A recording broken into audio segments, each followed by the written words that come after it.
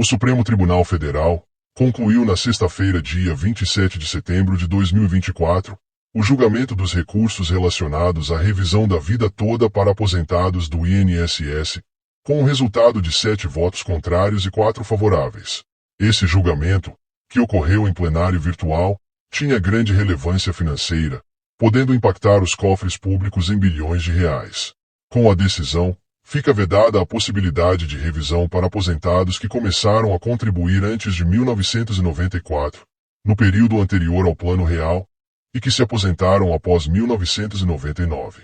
A análise dos recursos teve início no dia 20 de setembro, e desde então já se formava uma maioria contrária à revisão.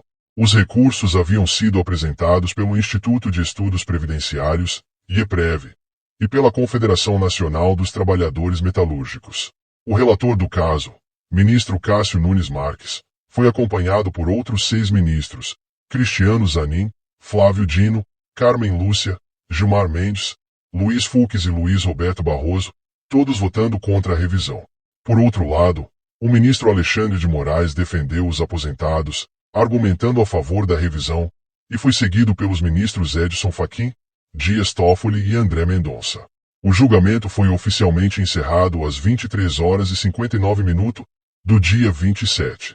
Os recursos apresentados eram embargos de declaração, que buscavam uma modulação dos efeitos da decisão anterior da Corte, que, em março deste ano, já havia negado a revisão da vida toda.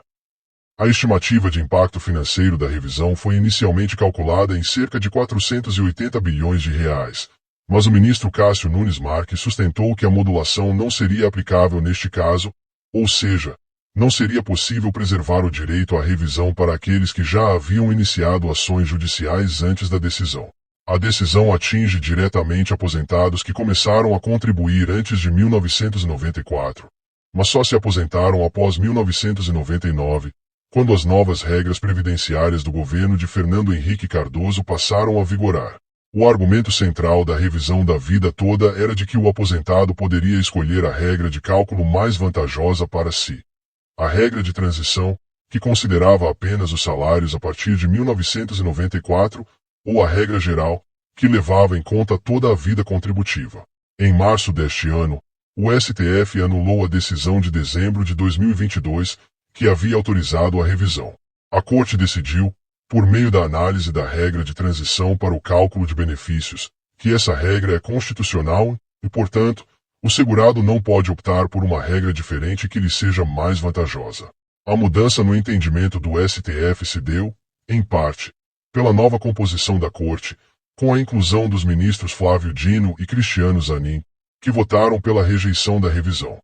Os recursos apresentados questionavam a omissão do Supremo ao não esclarecer os efeitos da decisão de março sobre a decisão de 2022 e pediam que a revisão fosse garantida para quem já havia ajuizado ações antes da publicação do acórdão. As entidades envolvidas no caso, como o IEPREV, também contestaram o valor estimado do impacto financeiro, alegando que estudos mais recentes apontavam para um custo bem inferior ao inicialmente projetado. De acordo com estudos de economistas ligados ao IEPREV, o impacto seria de 1,5 bilhão, ou no máximo, 3 bilhões, que ficou muito abaixo dos 480 bilhões de reais, alegados pelo governo. Entretanto, a Advocacia Geral da União apresentou um cálculo revisado, estimando um impacto de 70 bilhões de reais. A decisão final do STF, além de encerrar as possibilidades de revisão para os aposentados afetados, reforçou o entendimento da Corte sobre a importância da preservação da integridade do sistema previdenciário. Agora, com o placar de 7-4, os aposentados não poderão mais optar pela regra que lhes for mais vantajosa. Se você quer continuar atualizado sobre os principais assuntos relacionados ao INSS, Previdência e seus direitos, não deixe de se inscrever no nosso canal. Ative o sininho para receber notificações de novos vídeos. Deixe seu like e compartilhe essa informação com outras pessoas que também possam se beneficiar desse conteúdo. Até o próximo vídeo.